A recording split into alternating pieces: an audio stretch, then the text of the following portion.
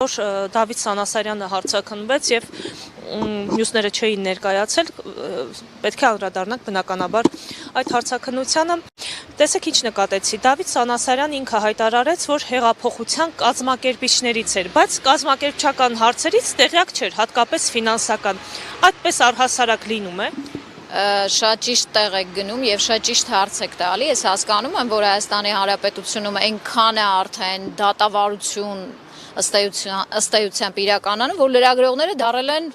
պաշտպաններ, փաստաբաններ եւ ոնց որ իմ մարտավարությունը քիչ-քիչ ուզում եք բացահայտեք։ Այդ հակասությունները շատ լավ է, որ ակնառու է եւ հենց այն անձի կողմից, ով որևէ առնչություն դատավարական առումով չունի, այո, դա խնդիր է եւ ոչ միայն դա է խնդիր, թող որևէ մեկին չթվա, որ հարցերը պատահական էին, որովհետև մասնավորապես հեռախոսներ բաժանելու հետ կապված եւ տարբեր ֆինանսավորումների հետ կապված հետագայում լինելու են ապացույցներ, որքան վկաները կգան եւ այսպես իրենց կհակասեն, այնքան հիմնավորվելու է, որ ազգային անվտանգության ծառայությունը եւ քննչականները այս մասով գործողություն պատշաճ չեն արել։ Իհարկե երկրկին որևէ մեկի անմեղության կանխավարկածը չխախտելով։ Այսա Խաչատրյանի հետ կապված էլ հարցեր հնչեցին, եթե չեմ սխալվում, ինչ-որ մեկնաբանություն էր թողել Դավիթ Սանասարյան, չնայած վերաբերելի չհամարեցին հարցը եւ այդպիսով կարծես թե պատասխանը չհնչեց։ Բայց Դավիթ Սանասարյանը նաեւ նշեց, որ տեղյակ է, որ Այսա Խաչատրյանը ադրբեջանցի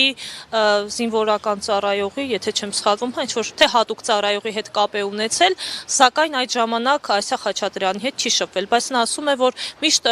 իր հայրենիքի համար է պայքարել, անգամ պարոն Իսագուլյանը ասեց, որ պարոն Իսագուլյանի հայտարարությունները իր արժանապատվությունն են վիրավորել, բա ինչպես այդպես տեղի ունենում, Այսա Խաչատրյանը ադրբեջանցու հետ է շփվում,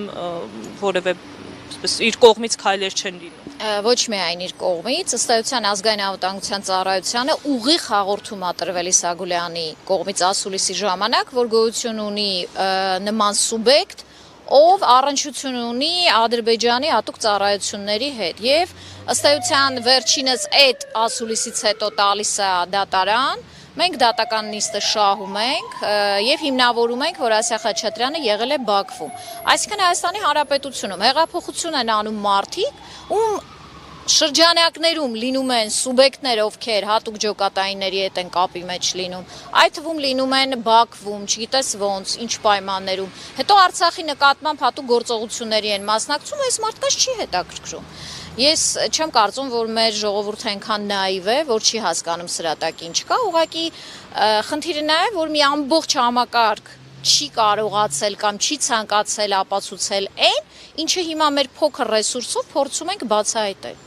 Սա է, իսկ թվում է բոլորիդ համար պարզ է դառնում գնալով, որ 48 միլիոնի դրվագը պետքա պատշաճ քննության ենթարկվեր եւ ստեղ անձը չպետքա գտնվեր սուտ մատնության կարգավիճակով։